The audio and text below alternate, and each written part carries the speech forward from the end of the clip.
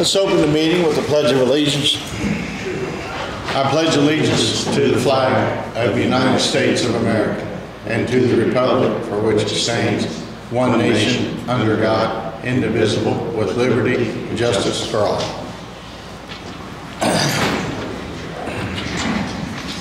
Good morning, everyone. First thing is Grant Reeves about the professional services agreement for the building code ordinance and unsafe building ordinance. So we talked about this a few times throughout the year, and at one point when it came back, the number ended up being higher than what I thought, and that because there were two things in it. One was the building code, one was the unsafe building ordinance.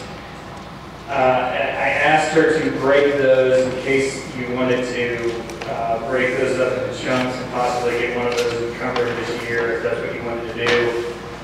So that's what those two contracts are. I think, I'm trying to get called up, I was thinking the one was for $5,000 and the one's for $3,000. It says on the bottom of yours.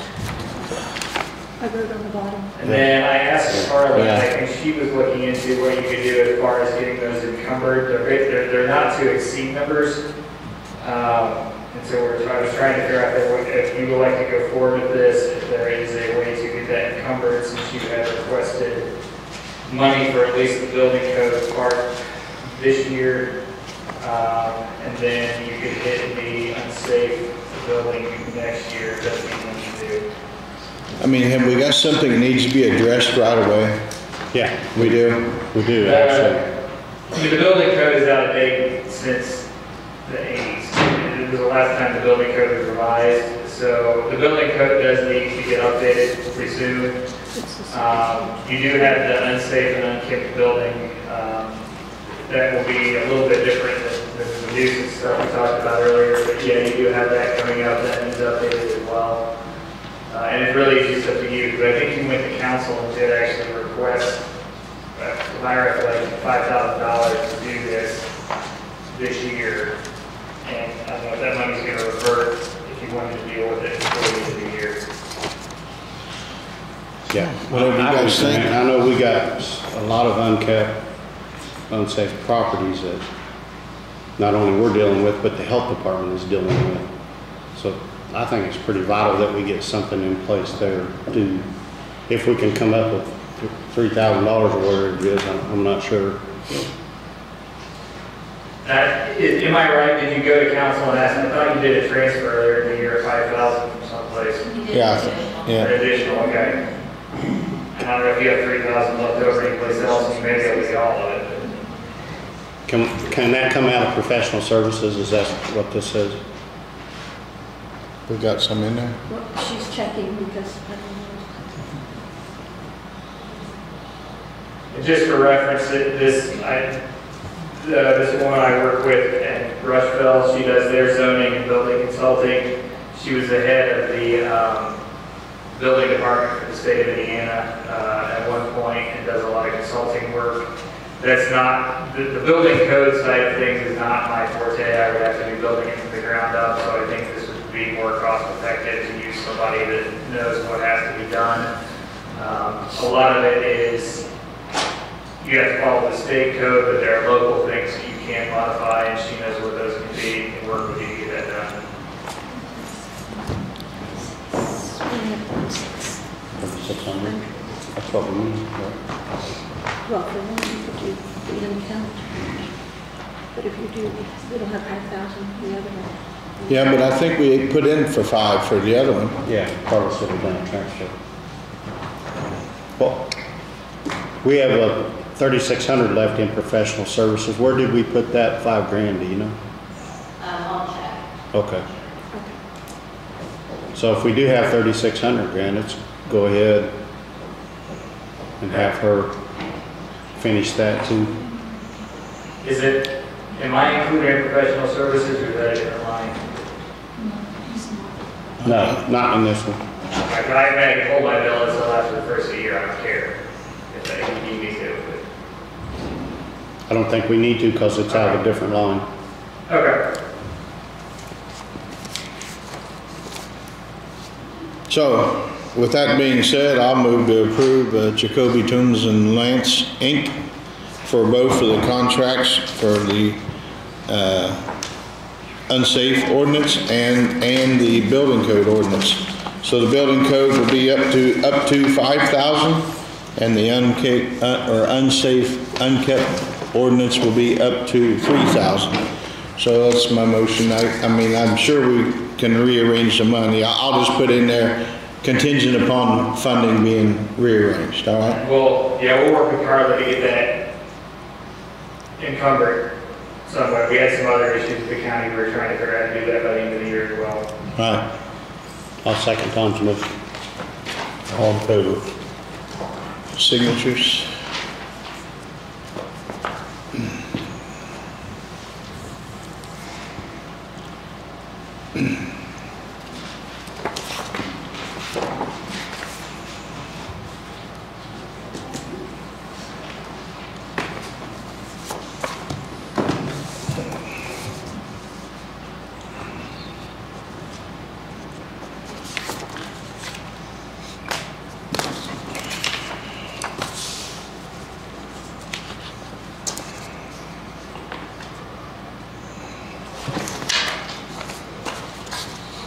All right. Next, still grant, the grant policy. That's the grant policy versus the grant policy versus.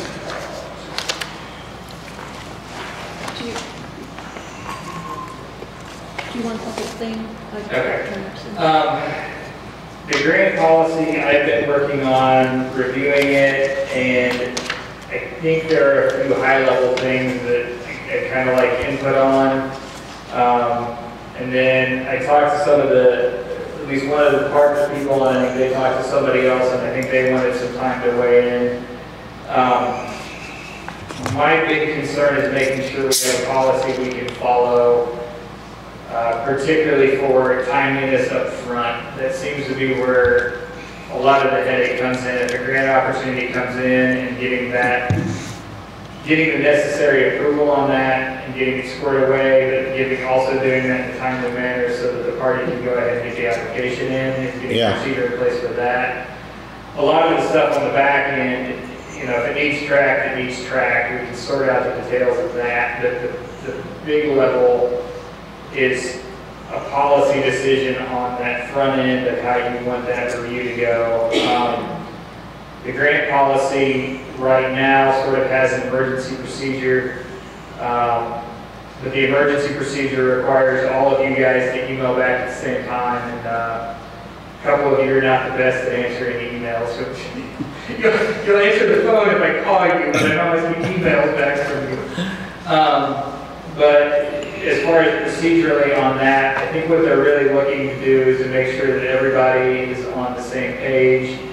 If an opportunity comes in that requires short time, the commissioners are willing to go along with that tentatively, and that council, it's something that council is willing to be involved with as well.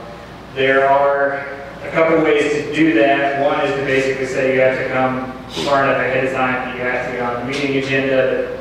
That can mean you have to get up a month ahead for council. This has a procedure in there that basically requires everybody to respond in writing, to get an email that they're saying it's okay. The thought I had was, and then it does, if they do that, it has to come back to the regular meeting and get approved, basically ratified. The thought I had potentially was having a designated person, like a designated commissioner that says, yes, generally we're okay with this concept, we're comfortable with it, and then bringing it back to the next meeting to ratify it, potentially having council involved in some capacity like that as well, so that if council appoints a liaison or however that works out to do that. But that seems to be an issue. One question I kind of have is it seems like we do have a lot of last minute grants pop up, and I don't know why that is. I don't know if there's short turnarounds on the grant. I don't know if we have systems in place to be watching for the grants. I don't know if they're just getting kind of bumped down the road. I'm not sure what's going on there, but that may be another thing to address is to avoid that situation as much as possible to make sure that people are up on looking for grants ahead of time. So I don't know, I talked to Amy a little bit, I don't know if she wants to weigh in on these sort of speed procedures as far as what happens if we have something that comes up at the last minute, both on if there's ways to avoid that and then on ways to handle that doesn't make it a nightmare to comply with it. Less than 2 weeks. I had called Grant yesterday with some concerns. I just got a copy of the policy yesterday and I haven't had a chance to look through the whole thing. So I requested with Grant that maybe we get a little bit more time to look through this, the people who apply for the grants, give him our feedback and get some revisions to it. I'm one of them that has short time frames for several of my grants. Sometimes I only get 2 weeks notice. There's not really a great way for me to get approval from the council and commissioners with only a 2-week turnaround, especially if you just had a meeting and I've got to wait 2 weeks to a month for another meeting. And meanwhile, my application is due. So I would like to request that we get a little more time to look through this and give our feedback to Grant and maybe come up with some suggested changes for him. Yeah. I kind of like the liaison idea of getting a commissioner and a councilman that can pre-approve, you know. You could call and say, look at this right quick. Then we could address it at the next meetings always, you know. Do you think that's more workable in your experience? Most of my grants are recurring, so I think if possible, maybe we could get a blanket approval for the recurring grants to say, hey, look, every year I get a salary reimbursement grant opportunity. It's going to be the same thing every year. Could we go ahead and get blanket approval? Or every year I have this grant. The purpose of the grant, the problem with that is the purpose of the grant changes every year and we don't always know what it's going to be. So we'll get what's called a NOFO, a notice of grant opportunity, notice of funding opportunity. And we don't know what the grant's going to allow us to purchase or do until that NOFO comes out. And often we'll get a NOFO and it says, hey, you've got 2 weeks or 3 weeks to apply for this thing, get it done.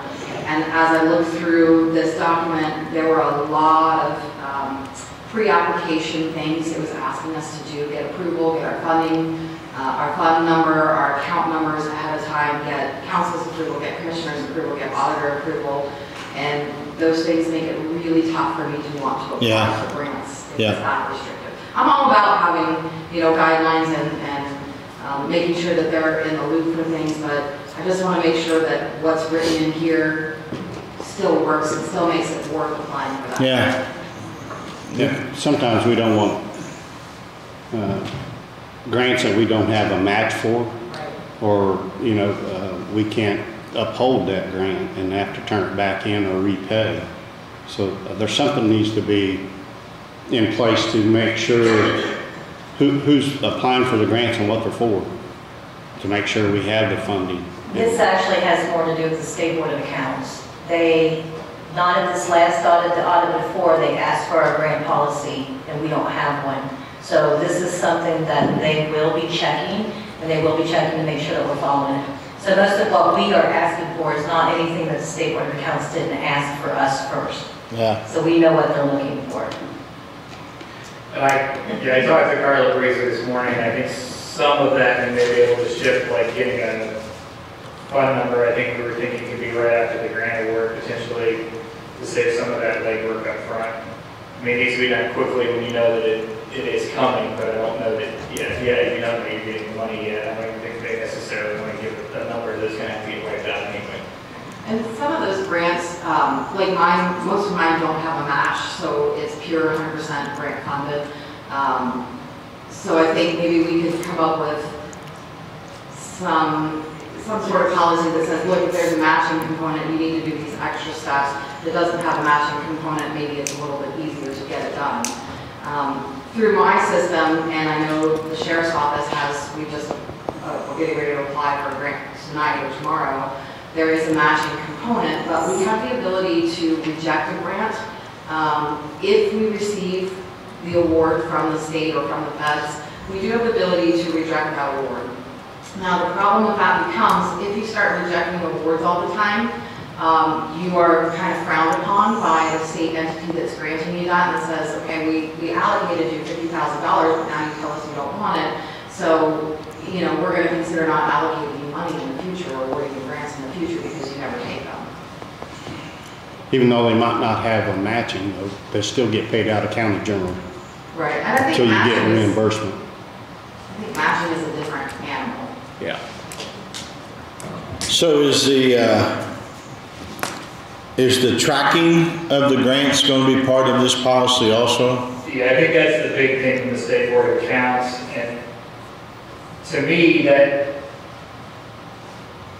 a little more cut and dried, I guess. I mean, you obviously need to be tracking it, you need to be following the policies, you need to follow what you need to follow. There's less discretion there, I guess, it just has to be done. Yeah. This other stuff is a little bit more of a judgment call. How do we balance getting this done in a timely manner so the county's not missing out on funds, but then at the same time we don't end up completely off on different pages or end up with a grant that nobody saw coming. So we're going to get back to it. Is it next week, too early or not? So my thought is I can probably have a draft of this with my edits out later today, and if people can get me revisions, if they have suggestions or anything, by later this week, you can probably have a draft for the next week. I won't be at the meeting next week, but you can probably have a pretty good. Okay. Yeah.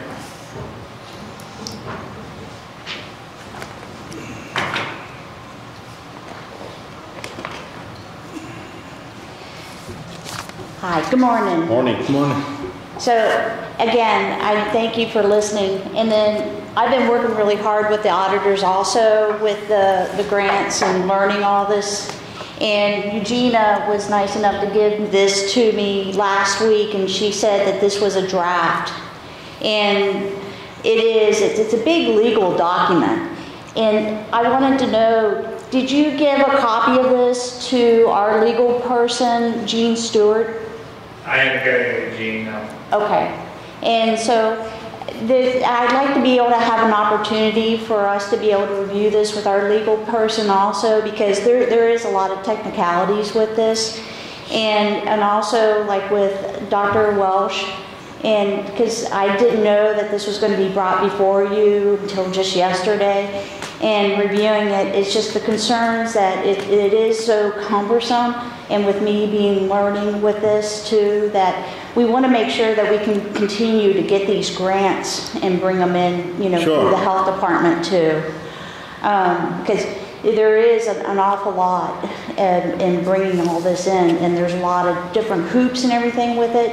So that way we make sure that we can continue bringing the grants in to the county. Well, we'll try to do it next week, but if somebody has a hiccup and we can't get it done, you know, Right. it's not the end of the world. Right, so, yeah, we need to On make that front, sure, we need to, if we don't get it done by January, it needs to be retroactive to January 1. Is that Yeah. right? Right, I'd like it to be so that with the State Board of Accounts, they always want to know when you implemented your policy. And right, so if it's a process that we start at the beginning of the year, it's easier for them to audit. I mean, okay. I like her choice of words, it's cumbersome, it is cumbersome, I can barely read it. I know, yeah, But that's what we deal with on a daily basis with these grants from all the different departments, because Right. each one of them are different. right, And each of them do have different guidelines that you have to follow. So Right. that's why we're trying to get something that everybody plays on the same page. Kind of like how we're still having difficulty seeing the financial reporting within the systems. right, Because things don't get set up correctly from the beginning, now we're going to have to try to go back and get it to where we can see everything. right, We're just trying to make it simple so that we have one accurate reporting, Right. because that's what we have to do with the federal government. right. And we're just trying to make an easier process so that No. everybody's all on the same page. No, I'm game with all that. That's all. It's just, you know, this was like, you know, I thought it was just a draft, and then all of a sudden it's It is just being draft. brought, yes. No, it's a draft for them to discuss. We are not, no, we're clear. Okay. Draft. No. So, yeah, I want to be able to get the health department on board with all this too, so that way we're doing everything correctly, so that way we do have everything all streamlined and getting everything going. So, yeah, I just want to keep everything up and up on board with everything. All right, so our goal will be next week, see if you can get through it, okay? Sure. No, All right. I just forwarded it on to Jean Yeah. Stewart and everything right now, and then, you know, we'll get things going on. Very good. So, Thank you. yeah, thanks. Okay, and before you move on, I did find your 5,000 additional that you did. Yeah. Not you, him. Okay, For the building code, yeah, it was put in your professional services line. So you should have it there, 36975. very good. While we're on this topic, I mentioned this briefly in the past. I think that commissioners individually, but this seems to be enough of a recurring issue in the county as far as managing grants and staffing and all of that. Several municipalities around do participate in grant administration organizations. One of them is a co-op that's owned by the different municipalities that participate in it. They charge a management fee based on the size of the municipality. I think the town's management fee is like $3,500 a year, and then the other funds they get come out of the grants themselves.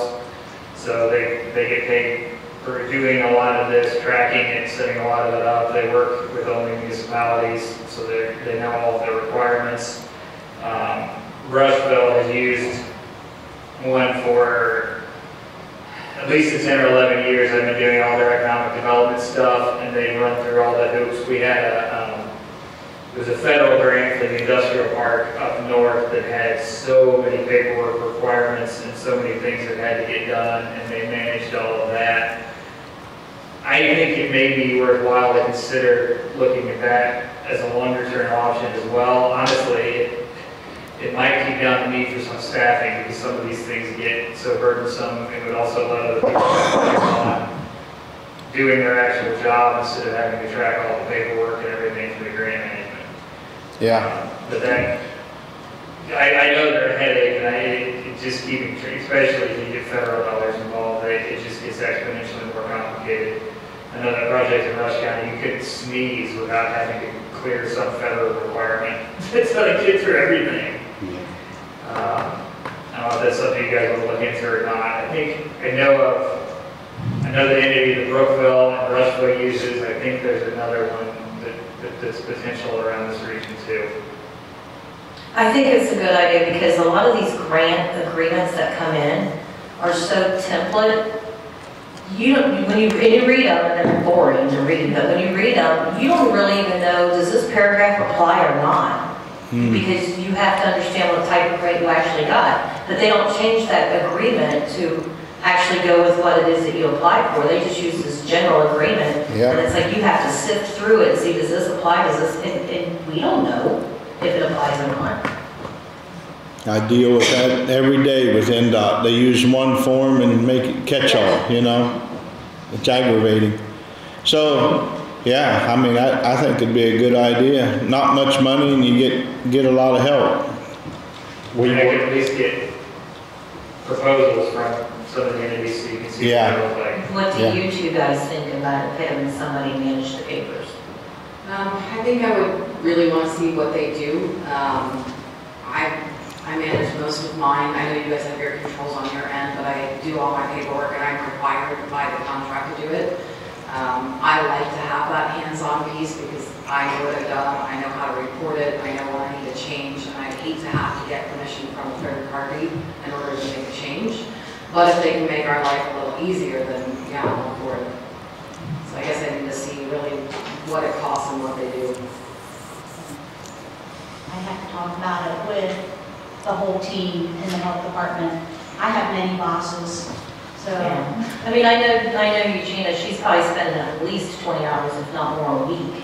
And Right. I'd say most of the time at the end of the week, she feels like she's still drowning. Yeah. Like, Yeah. We'll work with Grant on it, Carl, and see what we come up with. even if it's something that helps our office. Okay. You know what I mean? And I think what I have more experience with them on are more economic community type grants. I don't know exactly what they do on health and safety grants. So we're not talking about community crossing grant. I mean, I think Larry and Highway's got that handled all right. He's been getting, Probably, yeah, I don't think they've done much with community crossing. Yeah, and those are state Yeah. grants versus federal. Yeah, They do a lot with OKRA, EDA, those big agency types of grants. yeah. I don't know if they do with FEMA, then we want to be curious what their experience is with that. Maybe you can have one of them, I mean, if you find somebody that you think's interesting, have them come to a meeting, give us a presentation. I'd also like to see sub-recipient grants monitored better. Yeah. Oh yeah, that's a constant headache, especially if it's a community organization. It puts a lot of burden on the county to make sure all the government requirements are met, and the community organization may not understand that. Those are challenging, trying to figure out how to track all that. All righty. Well, travel policy. Grant, back to you again. So this one is preliminary discussion as well. They've had some questions come up about travel reimbursements. We've got travel stuff scattered around a couple different places. There is, some of it's in the handbook, some of it's in the credit card policy. I guess first question, and this is coming from the auditor as far as having to track this and keeping the state board happy, is do you want a travel policy enacted, and how do you want it to be? Do you want it to be part of the handbook? Do you want it to be a standalone policy? Do you want it to go back and sort of merge in the credit card policy that we got in place already? And I Carly can weigh in a little bit on the need for some of the problems around. My feeling is right off the get-go is not put it in the handbook. The handbook's so full anyway. It had a standalone policy. That would be my point. Yeah, it's merging them together though, the credit card and the travel policy, because they go together. They gotta use one or both. And then I can look, I'm not sure what all's in the handbook. I need to look at that. I don't know if some of that stuff needs pulled out and just refer to the travel policy. Yeah. Could be something you would look at. I'm trying to think if there's anything specific I need to talk to you about.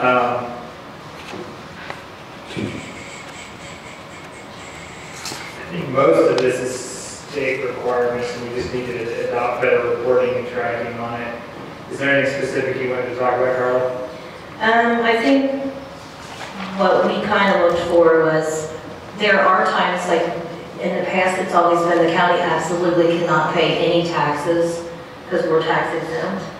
But there are sometimes circumstances where that cannot be avoided. But if it cannot be avoided, it should be the employee or the elected official who is traveling to actually state, why I tried, they wouldn't take it, or, whatever the reason is that they couldn't get a tax exempt. A lot of times, food cannot be given. They will not, the restaurant's not going to accept the tax exempt form. Part of the problem is, and I've kind of discussed this a little bit both with Faye and with Lynette, is in order to use that tax exempt form, a county person who is traveling on county business should have county ID.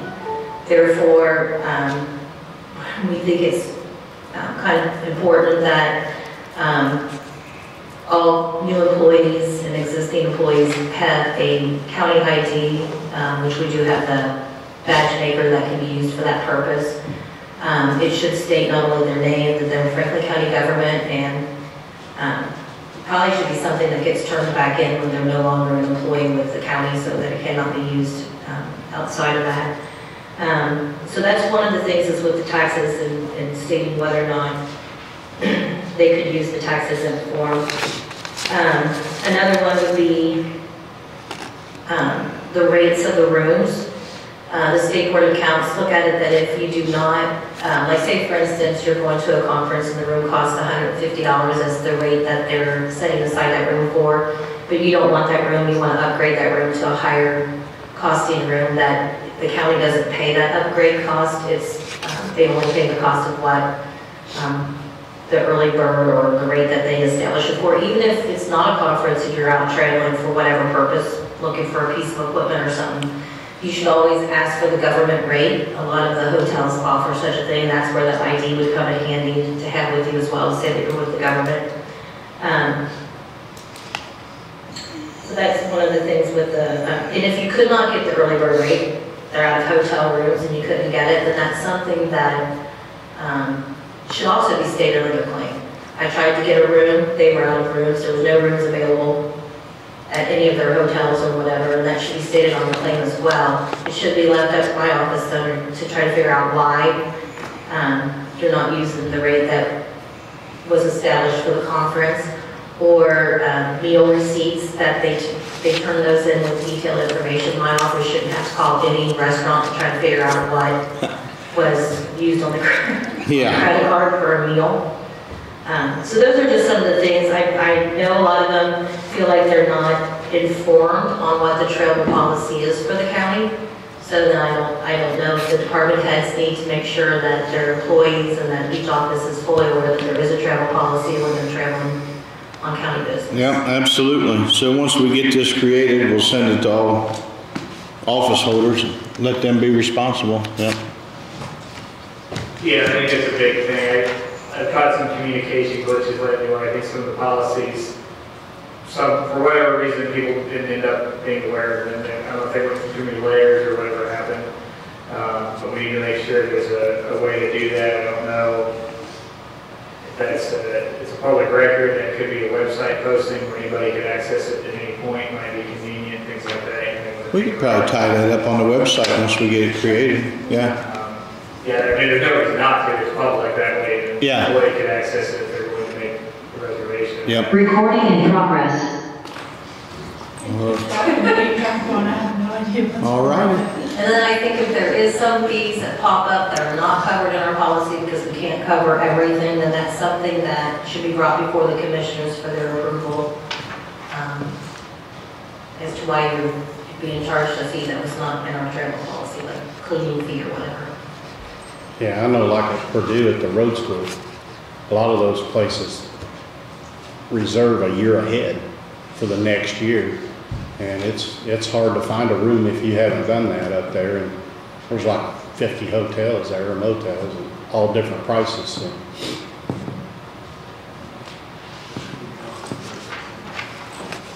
Okay. So we'll tack it at a later date. Next week, Grant, or not? Too busy for that? I could probably at least have a draft. All right. Yeah, I don't think it should be too bad. I just got to figure out what I need to pull out of the handbook probably.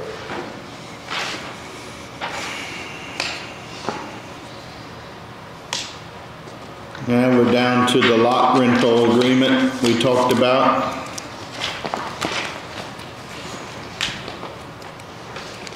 Yeah, at Manamore, Drusilla Masters allows the county to use her property there for us to store gravel and sand and salt and equipment on. And we've been doing it for probably 10 years and never paid her any money. So we plug those trucks in and the backhoe in, and which they use a lot of electric doing that, so we'd like to pay her $250 a year just to cover her electrical cost. Yeah, so I set this up, I merged it in. We had a prior indemnification agreement with her. We'd run through and talk to insurance in case somebody got hurt on the property. So I merged it in with that and added that this is basically a reimbursement for electricity uses and general expenses there at the property. I put that it would auto renew for up to 5 years unless canceled in writing or the county stopped using the property. That way, you don't have to go every year. You don't have to have it in there. I just thought that was Yeah. You don't have to bring it up every year. Yeah, that's good. I'm good. So I'll move to approve the agreement between Kent Ruff and Masters. I'll second it. All in favor? And I think Jackie said she's got money to pay it this year if we get this down to her ASAP.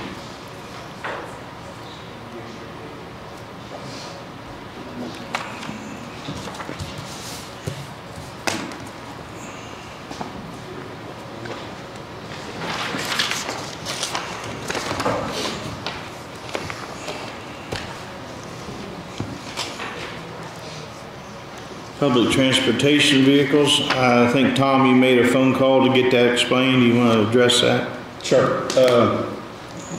Public transportation applied for 3 vehicles in 2021 through different funds like the CARES Act, and those vehicles never did get bought or delivered. So the state says they're taking that $73,120 back for that particular vehicles, and they'll put it into another fund to be used later. So we just need Tom to sign off that they are taking that money back and the vehicles was not received.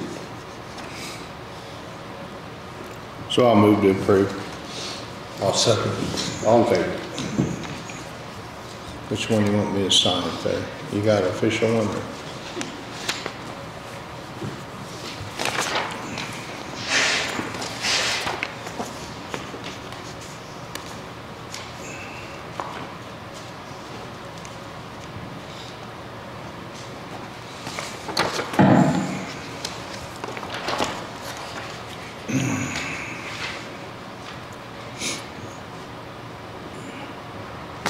GSI contract for the clerk. Assessor. Do what? Assessor. Oh, it's the assessor. Danny does all the splits and makes sure they're right. It's something that's a reoccurring thing. $400 a month, is that what's always been, or is it an upcharge now? I think that's what it's been. She didn't say. For sure. Anyway, I'll make a motion that we sign for Brenda Eckerly, the assessor, to have Danny Chadden do her splits and updates on GIS. I'll second the motion. All in favor?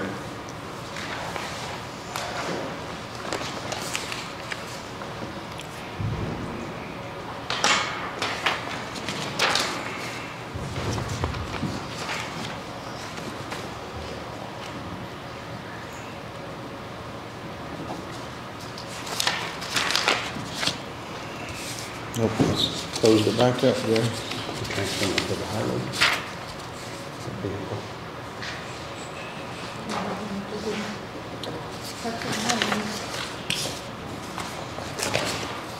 Okay, next we got a vehicle transfer, change of assets, so we're changing it from the Sheriff's Department to the Highway Department. Is it just one? Oh, maybe two. We got a 2000. Is it just one? Several. Well, all of it's not a vehicle. Oh, I see. Okay, so we got a 2016 Ford Explorer, and then we got a touch monitor. I don't know what that is, but it's scrap. So that's going to scrap. So the first one, how's it marked? Never look. Interdepartmental transfer. So yes, you can sell it at the auction. Okay, so we'll say it's going to the Highway Department. That'd be good. And then scrap is the next one. The printer, scrap. And the monitor, scrap. Yeah, I understand. I move to approve.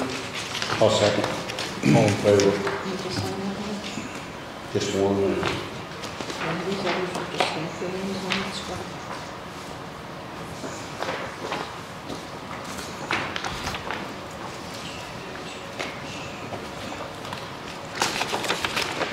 You only sign the top thing? Yeah, she'll stamp it. Okay.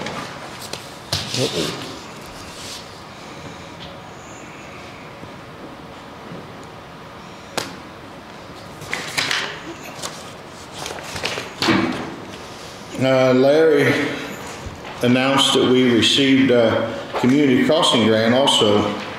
What, how much, 300 and some thousand, Larry? 235. So that capped us out at $1 million for this year round? Very, very good. Yeah. That's for SUNMAN Road, is that correct? Did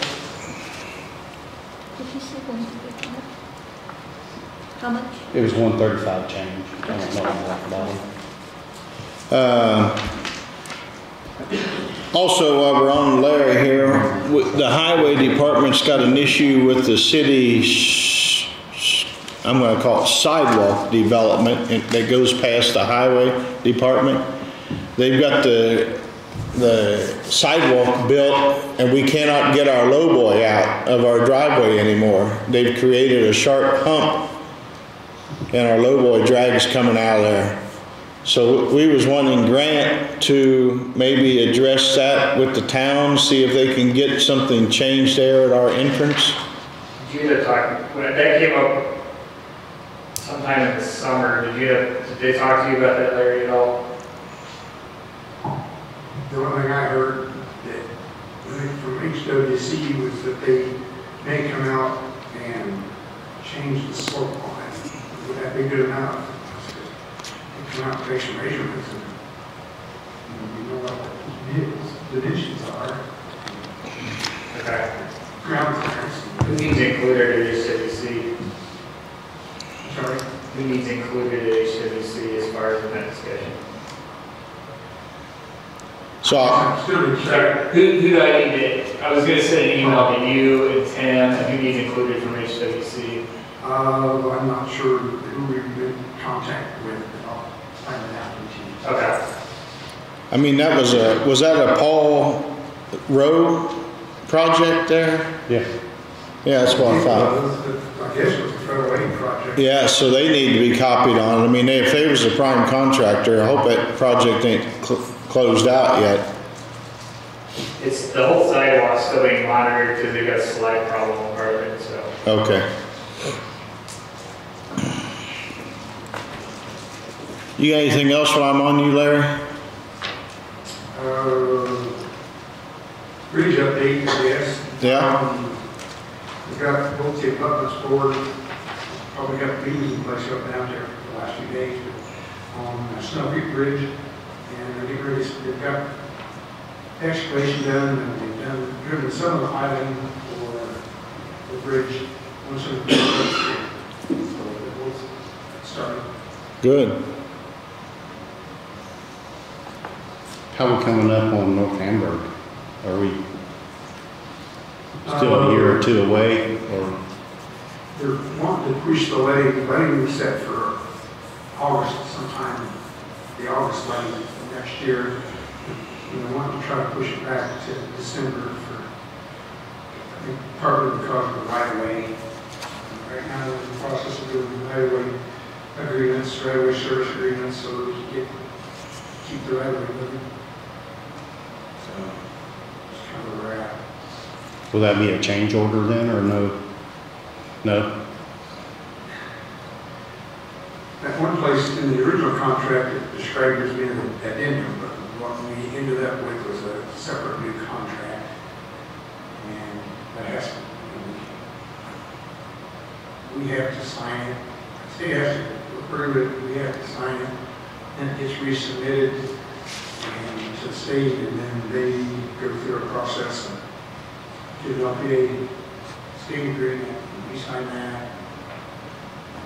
Then they send us the purchase order, and we request the FEMA's money, and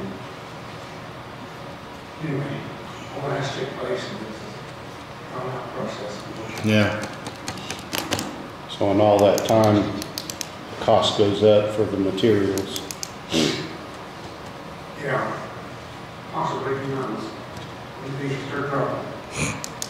Not likely, but. Okay.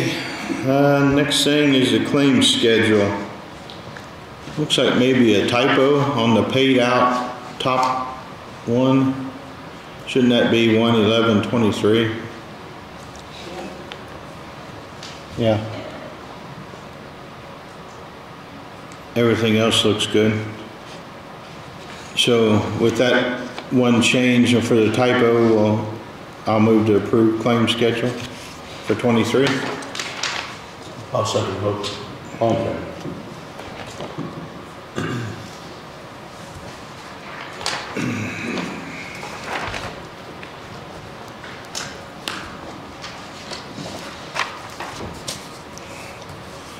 And we got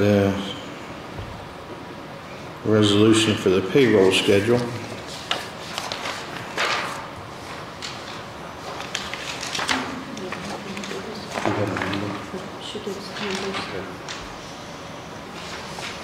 I see nothing wrong. You guys see, you all right with that? Yeah, we just need a resolution number. 43. 43.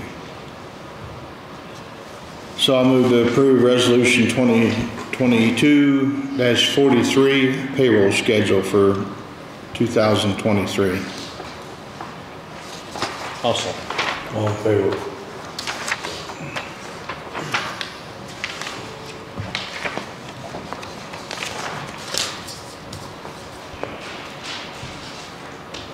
Board appointments, I don't know if we're ready for that yet. I think we got some updates and changes yet. You want to shove that off to the next meeting, or you want to do any of them now? You guys got anything?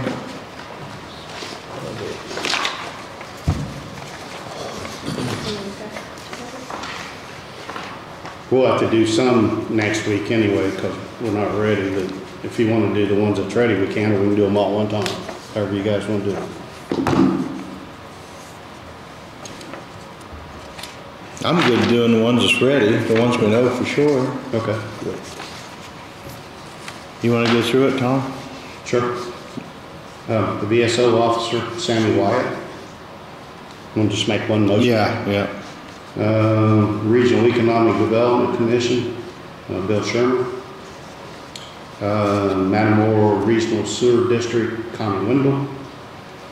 And there's one open there that we need to do. Okay. Economic Redevelopment Commission, which is Mr. Sherman again. And Economic Development Commission, John Palmer. Local Economic Development is Mr. Greg Worshel. Area Plan Commission, Robert Braun. And he's also the zoning board, is Bob Brown.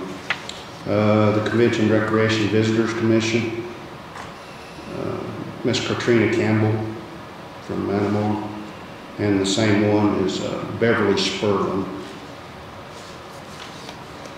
Alcoholic Beverage Commission, Michael Lucas,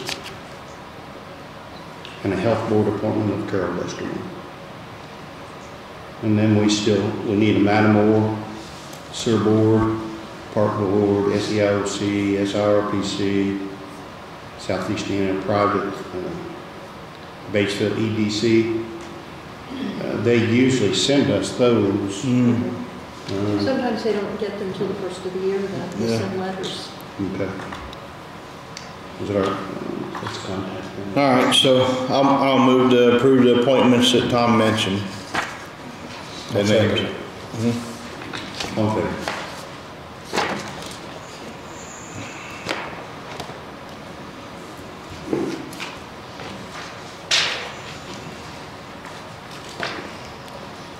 Jolene, you on? Jolene? Yes, I am.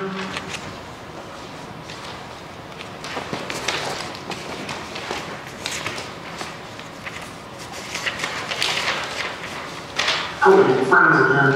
Hey. Hey, I'll come up.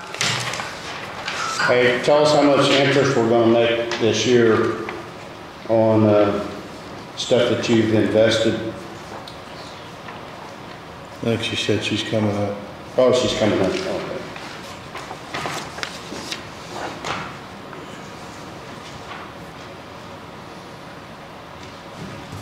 Let's do claims and payroll while she's coming. You don't have claims? Claims? Oh, no. No claims? Money. Okay. So we got payroll deductions. $200,934.79. Carla, we all good there? I'll move to approve. I'll second it. All in favor?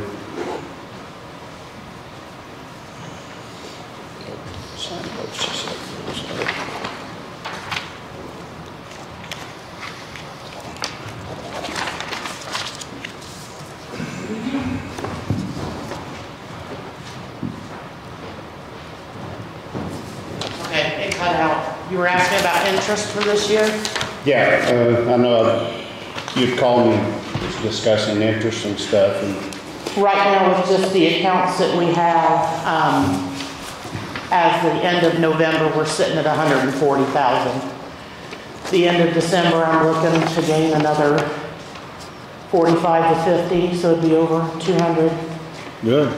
And I'm in the process now of getting quotes for, I'm sorry, out of breath. Investing in the CDs, either 1 to 3 million for 6 months. And I think we can get around $132,000 in 6 months with the rates that I'm coming up with. I think that's a good deal there. Yeah. It's just for 6 months, right? Correct. Thank you. All right. Move to acknowledge the treasurer's report. I'll second. All in favor?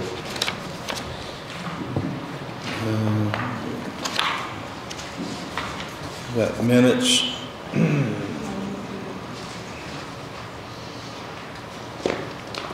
See, I was absent, so you guys will need to make a motion.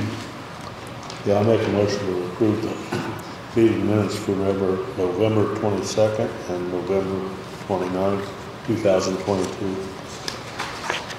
I'll second Jerry's. All in favor? I got all in favor on the 29th, and I'll abstain from the 22nd. That's Okay.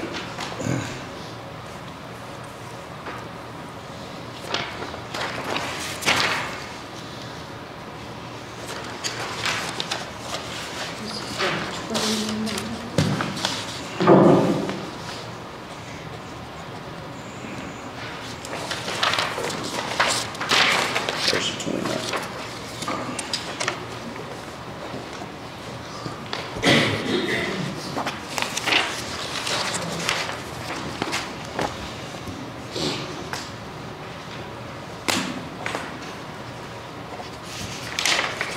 When you get that summarized, will you let me know on your interest? Yes.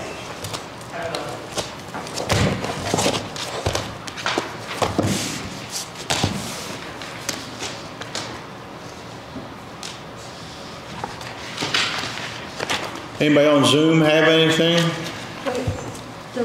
You have to announce no meeting on the 22nd. We have no meeting on the 27th, and we will have one on the 22nd. 20th, okay. 20th. Yes, So the next meeting? Commissioner Yeah, go ahead. Commissioner Nicole, this is Sarah Duffy with the Franklin County Observer, and I just wanted to encourage you to continue to do your Zoom meeting in 2023. If you note today, there's almost there are a dozen people on Zoom, more than you actually have in your meeting room. It's such a nice convenience for a lot of people, so I encourage you to do that. And if I have one question for you, Commissioners. In general terms, what was it that you needed to address right away about the unsafe building? Was it something commercial or retail, or was this a private residence? Private residence. Is there anything else you can tell us about the condition or what's happening? I think they've had some concern over private residential complaints on safety and trash and things like that that they want to be able to address. Thank you. Yeah, on the Zoom call, I see that, I mean, we've got a really good sound system now. I think we've got everything working good, so yeah, I see no problem with that. Anything else? Anybody? Yeah, okay. In 2023, the meetings will be on Wednesdays. Yeah, 2023, remind everybody the meeting will be on Wednesdays, not Tuesdays. I've been wanting a Wednesday meeting for years so I could have pork chops at the VFW, and that didn't happen. Now they're closed. Now they're closed.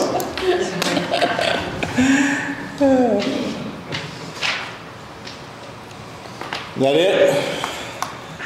Going once? I'll make a motion motion to adjourn. I'll second the motion. All in favor?